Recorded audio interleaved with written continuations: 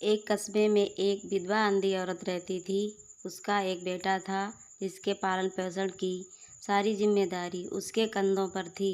वह अपने बेटे को पढ़ा लिखा कर एक बहुत बड़ा आदमी बनाना चाहती थी, इसलिए उसने उसका दाखिला कस्बे के सबसे अच्छे स्कूल में किया। वह दिन रात मेहनत करती ताकि बेटे की स्कूल की फीस दे सके। लड़के के स्कूल के बच्चे उसकी माँ के बारे में जानते थे।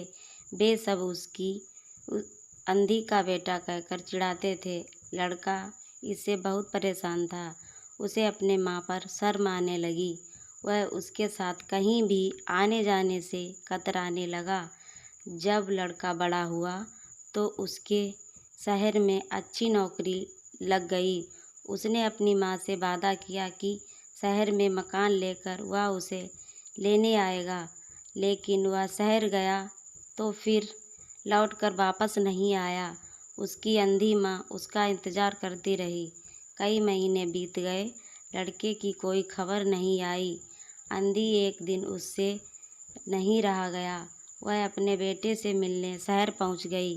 पूछते पूछते वह बेटे के ऑफिस पहुंची। वहां सिक्योरिटी गार्ड ने उसे रोक दिया।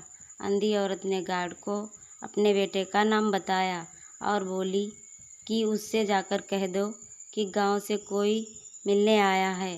गार्ड ने जाकर उसके बेटे को बताया। बेटे ने ऑफिस की खिड़की से देखा तो उसे अपनी माँ गेट के बाहर खड़ी नजर आई। वह ऑफिस में सबके सामने अपनी माँ की वजह से शर्मिंदा नहीं होना चाहता था। उसने कहला दिया कि वह ऑफिस में नहीं है। अंधी औरत वहाँ से चली गई। शाम को वह लड़का ऑफिस से घर जाने के लिए निकला। रास्ते में एक जगह काफ़ी भीड़ जमा थी। वह अपनी गाड़ी से रोककर भीड़ के पास पहुँचा और तो बीच सड़क में उसकी माँ को मरा पाया। उसके हाथों में एक चिट्ठी थी जिसमें लिखा था, बेटा बड़े दिन हो गए, तेरी कोई खबर नहीं मिली। चिंता हो रही थी इसलिए तुझसे मिलने चली आई। तू तो अब बड़ा आदमी बन गया।